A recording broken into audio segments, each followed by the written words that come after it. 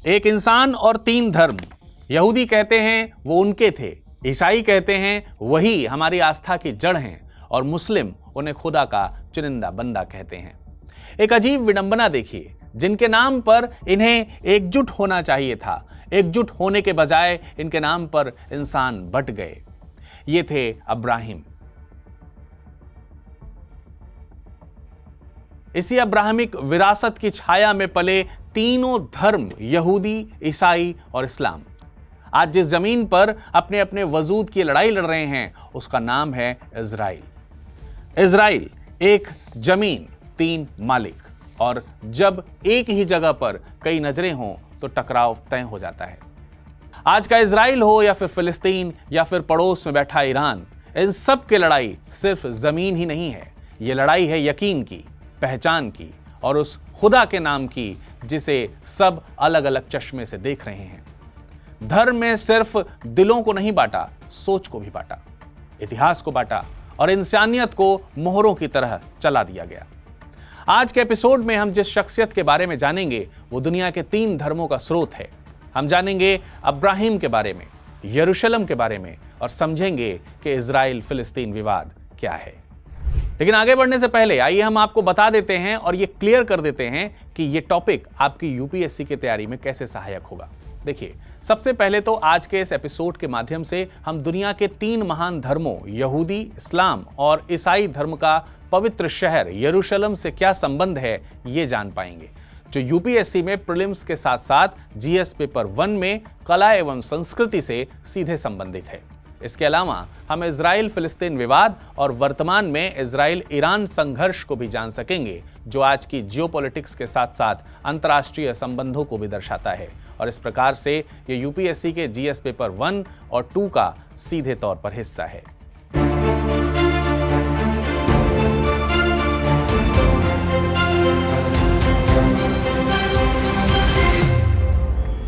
एक पहाड़ी शहर जहां पत्थरों पर समय की परछाइयां दर्ज हैं, जहां हर गली में कोई पैगंबर चला है, नाम है यरूशलेम। एक शहर जो सिर्फ नक्शे में नहीं दिलों में बसता है, जहां सिर्फ धर्म नहीं मिलते, टकराते भी हैं। यरूशलेम सिर्फ एक शहर नहीं, एक जलता हुआ इतिहास है। तीनों अब्राहमिक धर्मों, यहूदी, ईसाई और इस्लाम की आस्था की नींव इसी में दफन है। कैसे, आइए एक बार समझते हैं। यहूदियों के लिए यरूशलेम वो जगह है जहां पैगंबर अब्राहम ने अपने बेटे इसहाक को ईश्वर के नाम पर बलि देने की तैयारी की थी। यह यहूदी परंपरा में भक्ति और समर्पण का एक चरम उदाहरण माना जाता है। यही बना था सोलोमन का मंदिर, पहला पवित्र मंदिर जो बाद में बेबीलोनियों ने मिटा दिया था। फिर बना दूसरा मंदिर जिसे हेरोड का मंदिर कहा गया, लेकिन वो भी 70 एडी में रोमनों ने तहस नहस कर डाला। आज भी उस मंदिर की एक दीवार, वेस्टर्न वॉल या वेलिंग वॉल, यहूदियों की आंखों में आंसू बनकर जिंदा है, जहां वे अपने लुटे गौरव, अपने खोए भविष्य और अपने इतिहास के लिए दुआ मांगते दिखाई देते हैं। उधर ईसाइयों के लिए यरूशलेम वो जमीन है जहां ईश्वर ने इंसानी रूप लेकर दर्द सहा। यीशु मसीह यहीं आखिरी बार अपने शिष्यों के साथ लास्ट सपर करते हैं, यहीं उन्हें सूली पर चढ़ाया जाता है और चर्च ऑफ द होली सेपलेचर में उन्हें दफन किया गया। यहीं से पुनर्जीवित होने की मान्यता ने पूरी ईसाई दुनिया को एक नई रोशनी दी। यरूशलेम ईसाइयों के लिए त्याग, बलिदान और पुनरुत्थान का एक प्रतीक है, जहां तकलीफ से निकली है मुक्ति की धारणा। वहीं इस्लाम के लिए भी यरूशलेम, जिसे वे अल कुद्स कहते हैं, तीसरा सबसे पवित्र शहर है। पैगंबर मोहम्मद ने यहीं से मस्जिद अल अक्सा से एक रात मिराज का सफर शुरू किया, जिसमें वे स्वर्ग तक गए थे। यह वही इसरा व मिराज की घटना है जो कुरान में दर्ज है। आज भी डोम ऑफ द रॉक और अल अक्सा मस्जिद मुसलमानों के लिए दिल का एक हिस्सा है, जहां वे अपनी रूहानी उड़ान की याद में सजदा करते हैं। और यहीं से शुरू होता है संघर्ष, क्योंकि एक ही जमीन पर तीनों धर्मों के दावे हैं। यहूदी कहते हैं कि ये हमारी जड़ है, ईसाई कहते हैं कि यहीं से मुक्ति निकली है और मुसलमान कहते हैं यहीं से रूह ऊपर गई थी। यरूशलेम तीनों धर्मों का पवित्र केंद्र है और इसी पवित्रता ने इस शहर को बना दिया है दुनिया का सबसे संवेदनशील पावर पॉइंट, जहां एक पत्थर का हिलना भी इतिहास को बदल सकता है। दोस्तों, अब बारी है हाल ही के इजराइल वर्सेस अरब संघर्ष को समझने की, लेकिन हम इसे तब और बेहतर तरीके से समझ सकते हैं जब हम तीनों अब्राहमिक धर्मों को समझ लें। आइए समझते हैं। 3 अब्राहमिक धर्म, यहूदी, ईसाई और इस्लाम, तीनों एक ही विचार से जन्मे हैं। एक ईश्वर, एक संदेश, एक इंसानियत। सबसे पहले आती है वो बात जो इन सब को एक सूत्र में पिरोती है, और वो है मोनोथियज्म, यानी एकेश्वरवाद। ये तीनों धर्म इस बात पर अडिग हैं कि इस ब्रह्मांड का एक ही सर्वशक्तिमान मालिक है। यहूदी उसे यहवे कहते हैं, ईसाई गॉड या फिर फादर, और मुसलमान कहते हैं अल्लाह। तीनों की भाषा अलग, पुकार एक ही, हे मालिक तू ही अंतिम है। और अगर इन धर्मों का फैमिली ट्री खंगा लें तो एक नाम उछलकर सामने आता है, वो है अब्राहम। वही अब्राहम जिन्हें यहूदी अब्राहम अविनु, ईसाई फादर अब्राहम और मुसलमान इब्राहिम अलैहिस्सलाम कहते हैं। ये तीनों मानते हैं कि अब्राहम ने ईश्वर की राह में सब कुछ त्याग दिया, यहां तक कि अपने बेटे की बलि देने तक को वो तैयार हो गए। यही आस्था, यही समर्पण तीनों धर्मों की आत्मा में बसता है, और इसी फैमिली ट्री में आते हैं तीनों धर्मों के सबसे खास पैगंबर। इसीलिए इन तीनों धर्मों को अब्राहमिक धर्म कहा जाता है। तो चलिए अब समझते हैं इन तीनों धर्मों की कुछ खास बातों को। धार्मिक ग्रंथों की बात करें तो यहूदी तोराह को पवित्र मानते हैं, ईसाई बाइबल को पवित्र मानते हैं और मुसलमान कुरान को। तीनों ग्रंथों में एक बात साझा है, ईश्वर ने इंसानों से संवाद किया, उन्हें सही गलत बताया और संदेशवाहकों के जरिए उन्हें रास्ता दिखाया। तीनों धर्मों में जीवन को नैतिक और जिम्मेदार माना गया है। इस धरती पर तुम्हारा हर कर्म एक दिन गिना जाएगा। अ डे ऑफ जजमेंट आएगा जब अच्छे को स्वर्ग और बुरे को दंड मिलेगा। तीनों में पुनर्जन्म की कोई जगह नहीं है, सिर्फ एक जिंदगी है और फिर अंतिम हिसाब। इसके अलावा तीनों मानते हैं कि प्रार्थना, उपवास और दान आत्मा की सफाई के लिए बेहद जरूरी है। यहूदी यौम किप्पुर का उपवास रखते हैं, ईसाई लेंट का और मुसलमान रमजान का। जाहिर है प्रार्थनाओं में फर्क हो सकता है, पर उनकी पुकार एक ही है, हे ईश्वर मुझे क्षमा कर मार्ग दिखा। खास बात यह है कि पैगंबरों की परंपरा तीनों में सम्मानित है। अब्राहम, नूह, मूसा, दाऊद और यीशु ये सभी धर्मों में मौजूद हैं, बस दर्जा अलग अलग है। ईसाई जहां यीशु को ईश्वर का पुत्र और मुक्तिदाता मानते हैं, मुसलमान उन्हें सिर्फ एक महान पैगंबर मानते हैं जो बिना सूली के उठाए गए। यहूदी तो इन्हें मसीहा मानते ही नहीं, इनके लिए यीशु एक सामान्य यहूदी था और मसीहा का अब भी आना बाकी है। दोस्तों, इसी सब चीजों के बाद शुरू होता है आपस में अंतर्विरोध। इस्लाम मानता है कि मोहम्मद अंतिम पैगंबर हैं, यानी खातिमुन नबीयीन, जबकि ईसाई इसके लिए यीशु को ही अंतिम सत्य मानते हैं। यहूदी तो मोहम्मद को पैगंबर मानने से ही इनकार कर देते हैं। इसके अलावा ईसाई का ट्रिनिटी सिद्धांत, यानी ईश्वर एक नहीं बल्कि 3 रूपों में, फादर, सन और होली स्पिरिट में है। यह यहूदी और मुसलमानों के लिए अस्वीकार्य है। उनके लिए ईश्वर एक हैं, अद्वितीय हैं और किसी का पुत्र नहीं हो सकते। कुरान का दावा है कि समय के साथ तोराह और बाइबल में तहरीफ हो गया, यानी बदलाव हो गया, यानी कुछ न कुछ उसमें जोड़ा या घटाया गया। इस्लाम मानता है कि कुरान ही अंतिम, शुद्ध और अक्षुण्य वाणी है। यहूदी और ईश्वर इस विचार को अस्वीकार करते हैं और यहीं से छिड़ता है विवाद। वहीं धार्मिक पहचान भी अलग अलग हैं। यहूदी धर्म एक जातीय पहचान भी है, यानी यहूदी पैदा होते हैं, बनते नहीं हैं, जबकि ईसाई और इस्लाम धर्मांतरण की अनुमति देते हैं। भोजन के नियम जैसे कि कोशर बनाम हलाल, नमाज और प्रार्थना के तौर तरीके, शरीयत बनाम चर्च लॉ सब अलग हैं, और इन्हीं अंतर्विरोधों ने समय के साथ आग को हवा दी है और उस आग ने इतिहास को भी जला के नष्ट कर दिया है। यरूशलेम की गलियों में कभी क्रूसेड्स लड़े गए। ईसाई और मुस्लिम सेनाओं ने एक ही जमीन के लिए लाखों जानें खो दी। इजराइल फिलिस्तीन की रगों में आज यरूशलेम की धड़कन पर कब्जे की लड़ाई है। यहूदी और मुस्लिम आमने सामने हैं। ईसाई मिशनरी आंदोलनों और ईसाई खिलाफतों की टक्कर, धर्मांतरण को लेकर मतभेद, आतंकवाद और अस्मिता की राजनीति ने इन तीनों अब्राहमिक धर्मों को एक साथ बैठने ही नहीं दिया। खैर, अब चलिए इजराइल बनाम फिलिस्तीन की कहानी को समझते हैं। आज के इजराइल, फिलिस्तीन, लेबनान और जॉर्डन तक का हिस्सा एक जमाने में कनान कहलाता था। करीब 4000 साल पहले यहां कनानी लोग रहते थे। यहीं बसे फिर हिब्रू यानी यहूदी जनजातियां, जिन्होंने धीरे धीरे इस जमीन पर पैर जमाया। यहां एक समय सोलोमन ने भी शासन किया था। सोलोमन ने यहां यहूदी आस्था का केंद्र एक मंदिर बनवाया था। सोलोमन के मरने के बाद यह क्षेत्र इजराइल और जूडिया में बंट गया। समय के साथ यहां आसपास के साम्राज्यों ने हमला भी किया, जैसे 586 बिफोर क्राइस्ट में बेबीलोनियों ने यरूशलेम पर हमला कर जूडिया के सोलोमन मंदिर को नष्ट कर दिया। 70 ईस्वी में रोमन ने एक बार फिर मंदिर को तोड़ा और यहूदियों को पूरी दुनिया में तितर-बितर कर दिया। यानी कनान से इजराइल और जूडिया तक की ये पूरी कहानी एक जमीन की बदलती पहचान की कहानी है, जहां कभी देवता बसते थे, फिर राजा और फिर सेनाएं, और आज भी जहां इतिहास सांस लेता है। कई सालों बाद रोमन साम्राज्य ने इस जमीन का नाम बदलकर फिलिस्तीनिया रख दिया। यहूदियों को नीचा दिखाने के लिए यहीं से फिलिस्तीन यानी कि फिलिस्तीन शब्द जन्मा। अगले कई सदियों तक इस धरती पर मुसलमान, ईसाई और यहूदी साथ साथ रहते रहे, लेकिन बहुसंख्यक थे अरब मुसलमान। फिर सन 1800 के अंत में यूरोप में यहूदियों पर अत्याचार तेज हुए। नरसंहार, भेदभाव, बहिष्कार, ये सब झेला गया। इन्हीं अत्याचारों ने जन्म दिया एक नई विचारधारा को, यानी जुडाइज्म को। यहीं यहूदियों का जागरण हुआ। उनका सपना था अपने पुरखों की धरती पर लौटना। यरूशलेम में एक बार फिर अपनी पहचान बसाना शुरू किया। इसी बीच आया प्रथम विश्व युद्ध। सन 1917 में जब ब्रिटेन ने ऑटोमन साम्राज्य से यह जमीन छीन ली, तब उन्होंने एक घोषणा की, बेल्फोर डिक्लेरेशन।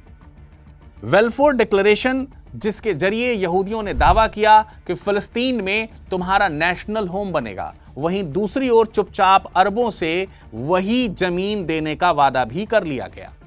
यानी एक जमीन ही थी, लेकिन दो दावेदार हो गए थे। अब मुसलमान बोले, अरे भाई हम तो यहीं रहते हैं, ये नया घर किसके लिए बना रहे हो? और झगड़े की नींव यहीं से पड़ गई। बाद में सन 1920 से लेकर के सन 1947 तक ब्रिटेन ने फिलिस्तीन पर शासन किया। इस दौरान यहूदी तेजी से यूरोप से आकर बसने लगे और स्थानीय अरबों ने यह सब मंजूर नहीं किया। टकराव शुरू हुआ। 1947 में ब्रिटेन ने हाथ खड़े किए और यह मुद्दा दिया संयुक्त राष्ट्र यानी यूनाइटेड नेशन को।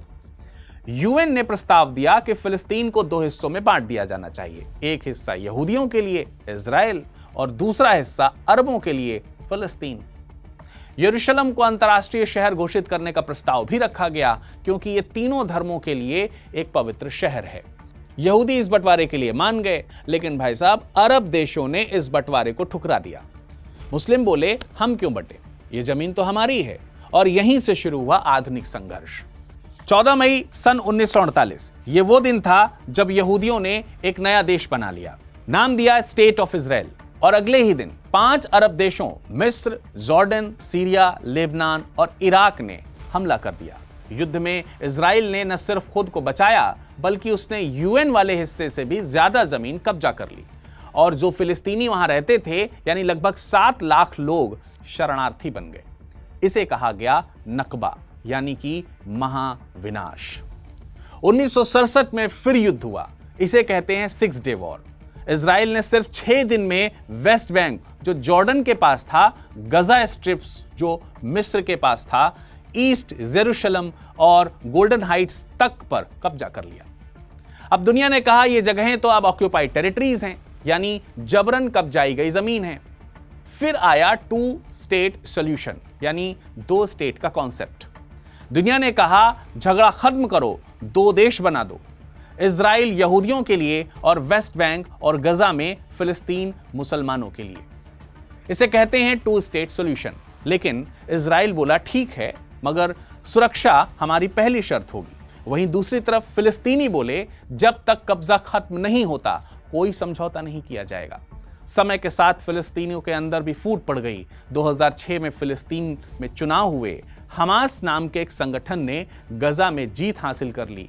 हमास एक सशस्त्र यानी मिलिटेंट इस्लामिक ग्रुप है। वहीं फताह ग्रुप, जो थोड़े उदारवादी हुआ करते थे, वो वेस्ट बैंक में रह गए।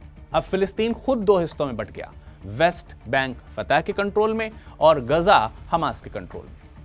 लेकिन हमास इजराइल को मानता ही नहीं है। वो मिसाइल मारता है, टनल बनाता है और जवाब में इजराइल बम गिराता है। तो आज की स्थिति यह है कि वेस्ट बैंक में इजराइल ने सुरक्षा के नाम पर बड़ी बड़ी दीवारें बना दी हैं। गजा एक तरह का खुला जेल है जहां से कोई भी आसानी से बाहर नहीं जा सकता। हर कुछ सालों में लड़ाई फूट पड़ती है, मिसाइल, बम, सैनिक और मौतें दिखाई देती हैं। जब अक्टूबर 2023 में हमास ने इजराइल पर अचानक हमला किया तो पूरी दुनिया सन्न रह गई, लेकिन जो सन्न नहीं था वो था ईरान। दरअसल पर्दे के पीछे इस पूरे के पूरे हमले की पटकथा ईरान ने ही तैयार की थी। हमास को हथियार, फंडिंग और तकनीकी ट्रेनिंग देने वाला सबसे बड़ा खिलाड़ी ईरान ही है। और यही नहीं, उसने लेबनान के हिजबुल्लाह, यमन के हौथी विद्रोहियों और इराक और सीरिया की शिया मिलिशिया को मिलाकर पूरा एक्सिस ऑफ रेजिस्टेंस खड़ा कर दिया है। ईरान का मकसद साफ है, इजराइल को घेरना, मुस्लिम वर्ल्ड में खुद को एक ताकतवर नेता के रूप में स्थापित करना, अमेरिका और उसके सहयोगियों को चुनौती देना और साथ ही अपने देश की अंदरूनी समस्याओं से लोगों का ध्यान भटकाना भी। जो खुद सीधे जंग में कूदने से बचता है, लेकिन अपने प्रॉक्सी नेटवर्क्स के जरिए पूरे वेस्ट एशिया में एक अदृश्य युद्ध यानी कि एक छद्म युद्ध लड़ता है। हमास को रॉकेट टेक्नोलॉजी, हिजबुल्लाह को 1 लाख से ज्यादा मिसाइलें, हौथियों को ड्रोन टेक्नोलॉजी और इराकी मिलिशिया को अमेरिकी ठिकानों पर हमले की ताकत देना, यह सब उसी की रणनीति है। लेकिन अप्रैल 2024 में ईरान ने एक नई लकीर पार कर ली। इस बार पहली बार सीधे इजराइल पर 300 से ज्यादा ड्रोन और मिसाइलें दागी गईं। यह सिर्फ हमला ही नहीं था, बल्कि एक साफ संदेश था कि अब ईरान खुद भी मैदान में उतरने को तैयार है। इन सब का असर पूरी दुनिया पर पड़ा। इजराइल और अमेरिका हाई अलर्ट पर चले गए, सऊदी अरब और अरब देश तनाव में आ गए, रेड सी जैसे महत्वपूर्ण व्यापारिक मार्ग प्रभावित हुए, तेल की कीमतों में उछाल देखी गई और वैश्विक राजनीति 2 ध्रुवों में बंटने दिखाई देने लगी। ईरान की रणनीति किसी आम जंग जैसी नहीं है। ये एक धीमी लेकिन गहरी और बहुपरतीय जंग है, जिसमें बंदूकें कम और चालें ज्यादा दिखाई देती हैं। वो सीधे लड़कर नहीं, बल्कि दूसरों से लड़वा कर खुद की ताकत का प्रदर्शन करता है, और यही उसकी असली चालाकी है। ईरान के लिए सिर्फ इजराइल से टकराव नहीं है, बल्कि एक दीर्घकालिक प्रोजेक्ट है जिसमें धार्मिक वर्चस्व, क्षेत्रीय प्रभुत्व और वैश्विक पहचान तीनों शामिल है। देखिए, झगड़ा तो जमीन और एक हक का है। इस इलाके की असली मिल्कियत किसकी है, इस बात का प्रश्न है। फिलिस्तीनियों का सवाल है कि क्या उन्हें कभी एक स्वतंत्र और पूरा देश मिलेगा, जबकि इजराइल चाहता है कि इसकी सुरक्षा बनी रहे और उसे वैश्विक मान्यता मिले। अब सबसे बड़ा विवाद यरूशलेम को लेकर है, जिसे यहूदी, मुस्लिम और ईसाई तीनों धर्म पवित्र मानते हैं, और इसी वजह से यह शहर आज भी तनाव का केंद्र बना हुआ है।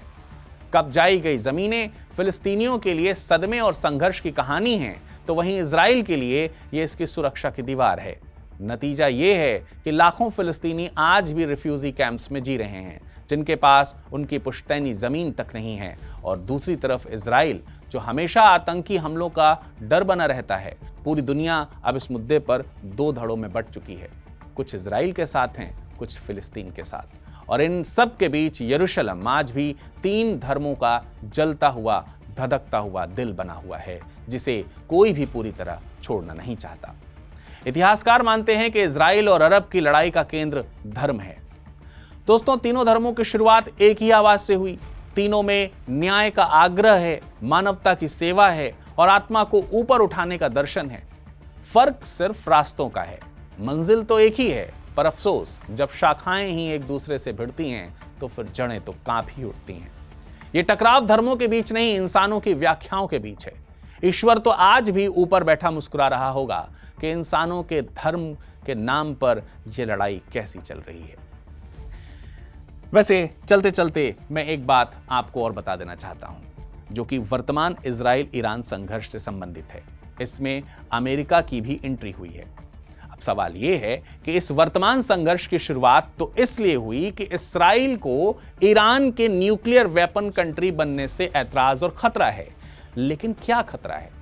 इजराइल क्यों नहीं चाहता कि ईरान अपने न्यूक्लियर मटेरियल का इस्तेमाल हथियार बनाने में करे?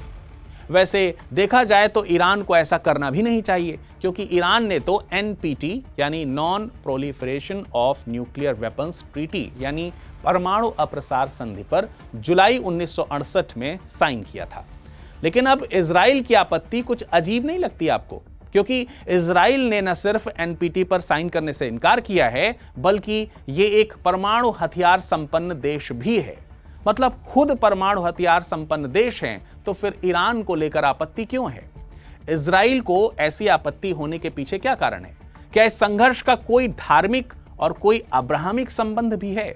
जैसे अगर ईरान ने परमाणु ताकत हासिल कर लिया तो प्रत्यक्ष या परोक्ष रूप से इसका प्रयोग करके इजराइल में स्थित डोम ऑफ द रॉक और अल अक्सा मस्जिद, जो मुसलमानों के दिलों का हिस्सा है, पर अधिकार कर लिया, तो क्या ईरान मुस्लिम जगत का सरताज नहीं बन जाएगा?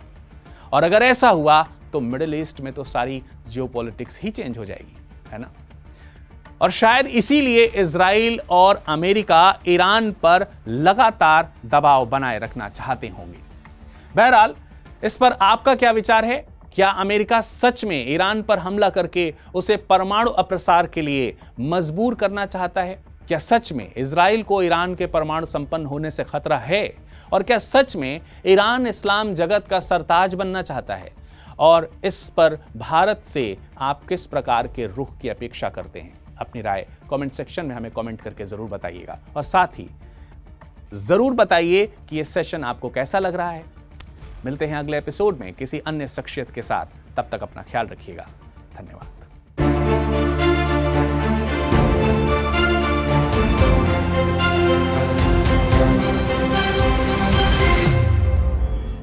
हिंदी में यूपीएससी की तैयारी से संबंधित प्रोग्राम्स को देखने के लिए सब्सक्राइब करें स्टडी IQ IAS हिंदी।